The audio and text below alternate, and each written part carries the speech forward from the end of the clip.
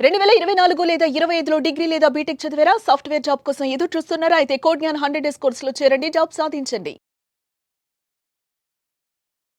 నమస్తే సార్. నమస్తే అండి. ఇప్పుడున్న పిల్లలకి, ఈ జనరేషన్ వాళ్ళకి ఖచ్చితంగా పేరెంట్స్ అసలు ఎటువంటి విషయాలని, ఎటువంటి వాల్యూస్‌ని నేర్పించాల్సిన అవసరం ఉంది అంటారు? మ్యామ్, మామూలుగా చిన్నప్పుడు స్కూల్‌కి పంపించేది ఎందుకు పంపిస్తారంటే, వాడికి అన్నీ విద్యాభ్యాసం అవ్వాలి ఖచ్చితంగా. అటు భాష కానీ, లేకుంటే ప్రపంచం గురించి తెలియాలని నేర్పిస్తూ ఉంటారు. అవును. ఖచ్చితంగా అది స్కూల్ డ్యూటీ అనుకుందాం. అక్కడికి వెళ్ళిన తర్వాత సబ్జెక్ట్స్ కొన్ని డిజైన్ చేసి ఉంటాయి. Maths, science, social, Telugu, Hindi, English అనే సబ్జెక్టులు డిజైన్ చేసి ఉంటాయి. ఫెంటాస్టిక్.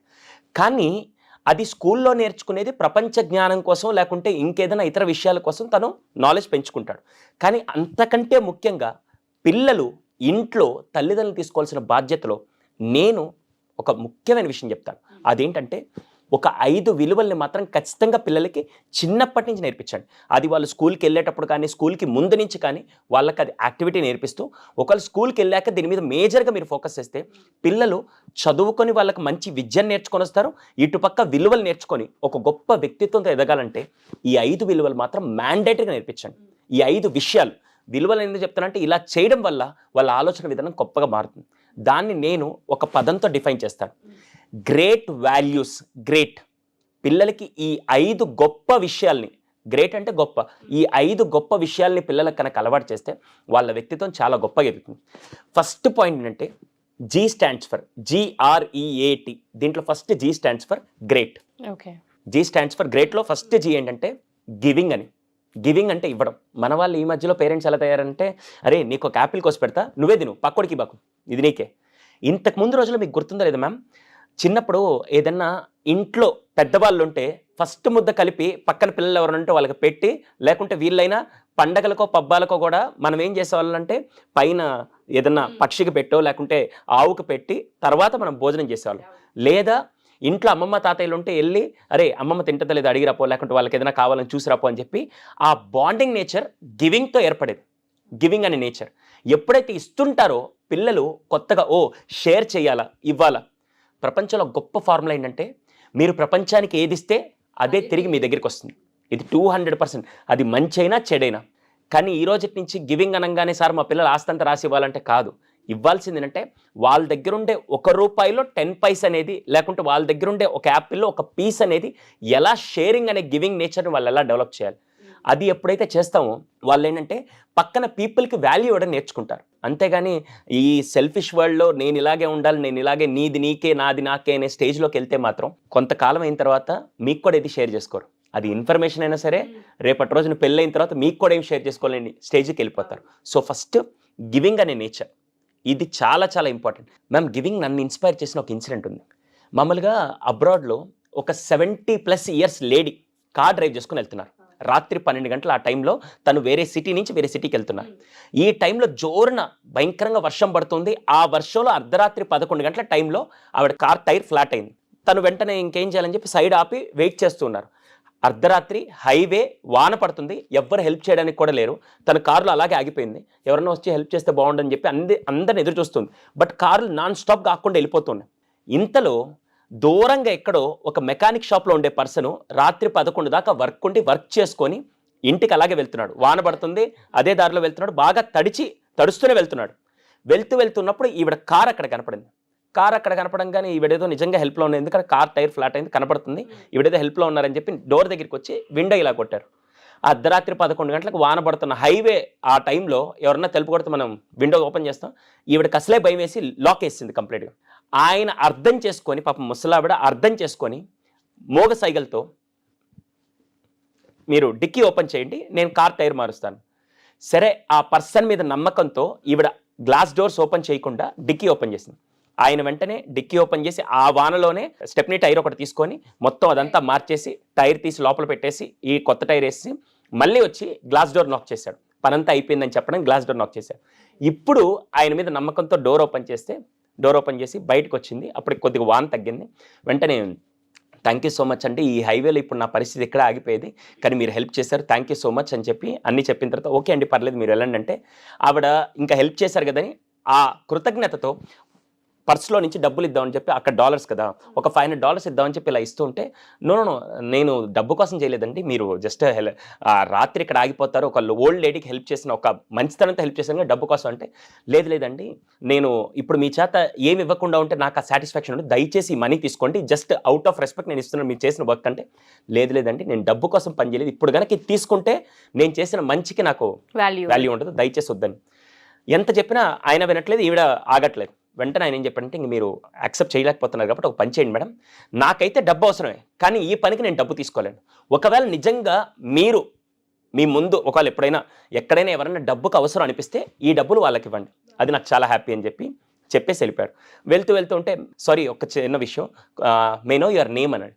నేమ్ అడగగానే అతను చెప్పాడు, అలెగ్జాండర్ అని చెప్పాడు. ఓకే థ్యాంక్ యూ అలెగ్జాండర్ అని చెప్పేసి ఈవిడ కారు ఎక్కేసింది, వెళ్ళిపోయారు. అతను నడుచుకుంటే ఇంటికి వెళ్ళిపోయాడు. ఈవిడ అంతసేపు అక్కడ వెయిట్ చేసేసరికి, ఆకలి వేసేసరికి కొద్దిగా ముందుకు వెళ్ళగానే ఒక రెస్టారెంట్ కనపడితే, రాత్రి 12 గంటలకు ఆ రెస్టారెంట్ దగ్గర ఆగి లోపలికి వెళ్ళిన తర్వాత she was waiting, menu card అంతా చూస్తూ ఉంటే వెంటనే ఎదురుగా ఒక ఆవిడ నిలబడింది. ఈ మెనూ కార్డు ఇలా చూడంగానే ఫస్ట్ ఆవిడ ప్రెగ్నెంట్ లేడీ, 8th మంత్ ప్రెగ్నెన్సీలో రాత్రి 12 గంటలకి డ్యూటీ చేస్తుంది. ఈవిడ వెంటనే, మా ఎన్నో మంత్ అని అడిగింది. 8th మంత్ మేడం, నీకన్నా పిచ్చా, ఈ టైం దాకా ఇక్కడ పని చేస్తున్నావు, రెస్ట్ తీసుకోవాలని తెలియదు అంటే, ఆవిడ వెంటనే సారీ ఫర్ దట్ మ్యామ్, యాక్చువల్గా డెలివరీ టైంకి ఏదైతే డబ్బులు కావాలో ఆ డబ్బులు కూడా నా దగ్గర లేవు, మా హస్బెండ్ నేను కలిసి పని చేస్తేనే ఇప్పుడు కొద్దిగా నేను ఇంకో 10 days వర్క్ చేసిన తర్వాత 9th మంత్ వచ్చిన తర్వాత మాత్రం నేను రెస్ట్ తీసుకోగలుగుతాను, ఈ 10 daysలో కూడా మొత్తం సంపాదించిందంతా నా డెలివరీ తర్వాత ఒక 3 months రెస్ట్ తీసుకోవాలి, దానికి కొద్ది డబ్బులు కావాలి, మా దగ్గర అంత మనీ కూడా లేదని చెప్తే, దెన్ షీ థాట్ ఓకే అని చెప్పేసి ఆర్డర్ ఇచ్చేసింది. ఆమె ఆర్డర్ తెచ్చిపెట్టింది. తినేసిన తర్వాత ఈ ప్లేట్స్ అన్ని క్లియర్ చేసి బిల్ తీసుకొని వచ్చి పెట్టి ఈ ప్లేట్స్ అన్ని తీసుకెళ్తూ ఉంటే, ఆవిడ మళ్ళీ తిరిగి వచ్చే టైంకి వీళ్ళు లేరు. ఒరే ఈమె డబ్బులు కట్టిందో వెళ్ళిపోయిందా ముసలావిడ అని చెప్పేసి ఒకసారిగా తీసి చూడంగానే బిల్ యాక్చువల్గా $250 అయితే మొత్తం $750 అక్కడ పెట్టింది. ఓకే, అదేంటి అయిన దానికంటే ఎక్కువ పెట్టింది, పైగా టిప్ ఎవరన్నా ఒక కొద్దిగా ఇస్తారు కదా, ఇంత ఇవ్వరు కదా అని చెప్పి, ఈవెన్ పొరపాటున పెట్టి మర్చిపోయారని చెప్పి పరిగెడుతూ వెళ్ళి కార్ దగ్గరికి వెళ్ళే లోపల కారు వెళ్ళిపోయింది. ఆ బిల్ కింద ఒక స్లిప్ ఉంది.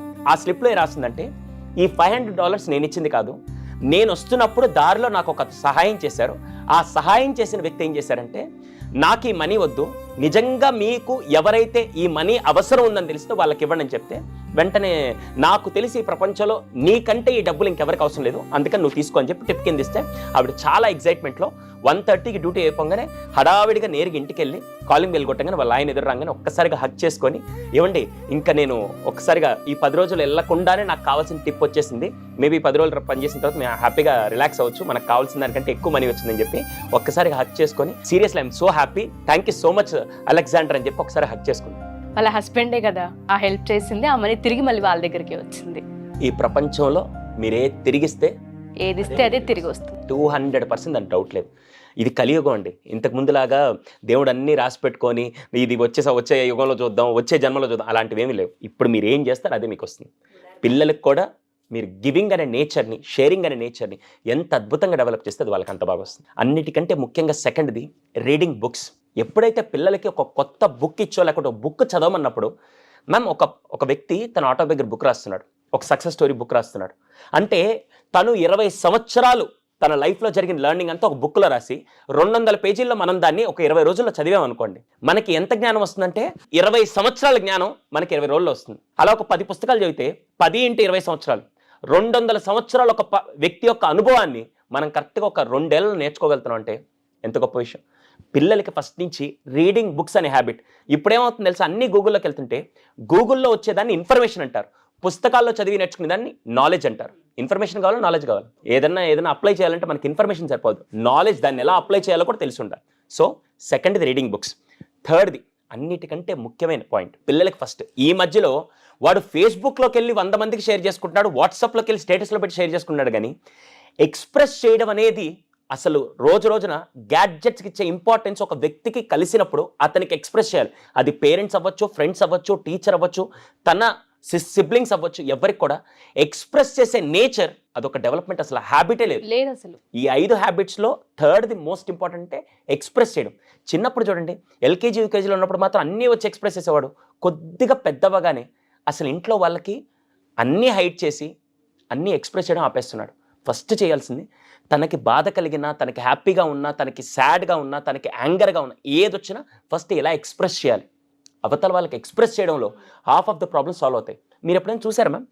మీరు ఎప్పుడైనా బాగా దిగులుగా ఉన్నప్పుడు, బాగా బాధలో ఉన్నప్పుడు ఎవరైనా వచ్చినప్పుడు వాళ్ళతో షేర్ చేయగానే వాళ్ళు ఏం సొల్యూషన్ ఇవ్వరు, కానీ 70% మీకు ఎలా ఉంటుందంటే రిలీఫ్గా, రిలాక్స్డ్గా ఉంటుంది. సో ఇది చాలా ఇంపార్టెంట్. థర్డ్ వన్, ఎక్స్ప్రెస్ చేయడం. ఫోర్త్ది GREA. ఏ అంటే మేడం, మీరు చూసిన వాళ్ళలో ఇప్పటిదాకా ఏదన్నా జరిగినప్పుడు అప్రిషియేట్ చేసే వాళ్ళు ఎక్కువ, కంప్లైంట్ చేసే వాళ్ళు ఎక్కువ. అది ఇంట్లో భోజనం వంట దగ్గర కానీ, లేకుంటే పిల్లలు ఏదైనా పని చేసినప్పుడు. చిన్నప్పుడు మాత్రం పిల్లలు ఎదురు చేస్తే, బా మై సన్ ఎంత బాగా చేస్తాడు, సూపర్ అంటాడు. వాడు ఒక 8 years 9 years రాగానే, అంతేనా, నేను ఇంకా చాలా ఎక్స్పెక్టేషన్, నువ్వు చేయలేదే అనే విధంగా ఉంటుంది. చాలా చాలా బాధాకరమైన విషయం అంటే, మన రోజు లైఫ్లో ఎక్కువ కంప్లైంట్స్ ఎక్కువ ఫోకస్ చేస్తాం కానీ అప్రిషియేషన్ చేయం. పిల్లలకి ఫస్ట్ నుంచి, చిన్నప్పటి నుంచి మీరు నేర్పించాల్సిన గొప్ప అలవాటు ఏంటంటే, కంప్లైంట్స్ కంటే చిన్న చిన్న విషయాలు కూడా ఫస్ట్ అప్రిషియేట్ చేస్తుంటే తనలో ఒక పాజిటివ్ మైండ్ సెట్ డెవలప్ అవుతుంది. మేజర్గా కంప్లైంట్ ఎక్కువ చేపిస్తారా, అప్రిషియేషన్ చేస్తారా, మీకే వదిలేస్తున్నాను. ఇది చాలా ఇంపార్టెంట్గా పిల్లలకి అప్రిషియేషన్ అనేది ఒక గొప్ప అలవాటుగా మీరు నేర్పించండి. ఇది fourth one. Last and final, my favourite, try a new activity, try a new thing. పిల్లల చేత కొత్తగా ఏదైనా చేయించండి. హానెస్ట్గా మాట్లాడతాను, లాస్ట్ 1 yearలో మీ పిల్లల చేత కొత్తగా ఎప్పుడు ఏం చేయించారు? రోజు వెళ్ళే స్కూల్ రూట్లోని వెళ్ళడం, రోజు చేసే భోజనం కానీ, చేసే వెరైటీ రొటీన్ కానీ అలాగే చేస్తూ ఉంటే వాళ్ళు కొత్తగా ఏది నేర్చుకోరు. సంవత్సరంలో కనీసం నెలలో ఒక్కసారి వాళ్ళ చేత కొత్తగా ఏదైనా పని చేపించే అలవాటు వాళ్ళకి చేపిస్తూ ఉంటే వాళ్ళు కొత్త విషయాలు నేర్చుకుంటూ ఉంటారు. మీరు ఎంతమంది పిల్లలు, నేను రీసెర్చ్ భాగంగా 700 ఫ్యామిలీస్ మీద రీసెర్చ్ చేస్తే 700 మంది ఫ్యామిలీస్లో ఏ ఒక్క ఫ్యామిలీ కూడా కొత్తగా ఏం చేయలేదు. రోజు రొటీన్ వెళ్తుంది, దానివల్ల పిల్లలు కొత్తగా ఏమి డెవలప్ చేసుకోలేరు. స్కూల్లో సబ్జెక్ట్ నేర్చుకోవడం కాదు, ఇంట్లో ఒక యాక్టివిటీ చేయడం కాదు, కొత్తగా ఏదైనా చేసే విధంగా వాళ్ళ ఐడియాలజీ ఎప్పుడైతే డెవలప్ అవుతుందో వాళ్ళ ఆలోచన విధానం పెరిగి వాళ్ళ వ్యక్తిత్వం కూడా గొప్పగా డెవలప్ అవుతుంది. సో ఈ 5 విషయాలు. G అంటే giving, R stands for reading books. ఎన్ని పుస్తకాలు చదివిస్తే, అది కామిక్ పుస్తకాలు కానీ, నావెల్స్ కానీ, ఏదైనా వాళ్ళకి ఇష్టం వచ్చిన పుస్తకాలు ఎక్కువ చదివిస్తూ ఉంటే ఆ నాలెడ్జ్ చాలా అద్భుతంగా ముందుకెళ్తుంది.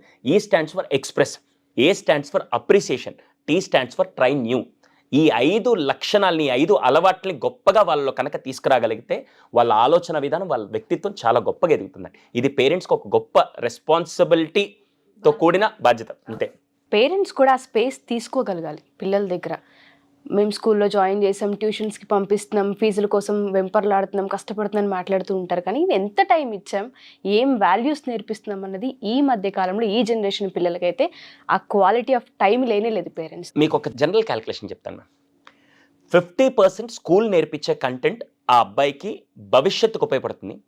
50% పేరెంట్స్ తీసుకోవాల్సిన బాధ్యత, ఆ విలువలు ఏవైతే ఉన్నాయో, ఆ హ్యాబిట్స్ ఏవైతే ఉన్నాయో 50% వీళ్ళు నేర్పించలేదనుకోండి, పాపం టీచర్లు, స్కూలు ఎంత కష్టపడి నేర్పించినా కూడా ఇది లేకపోతే అతను వ్యక్తిగతంగా ఎదగాలంటే చాలా కష్టపడాల్సి వస్తుంది.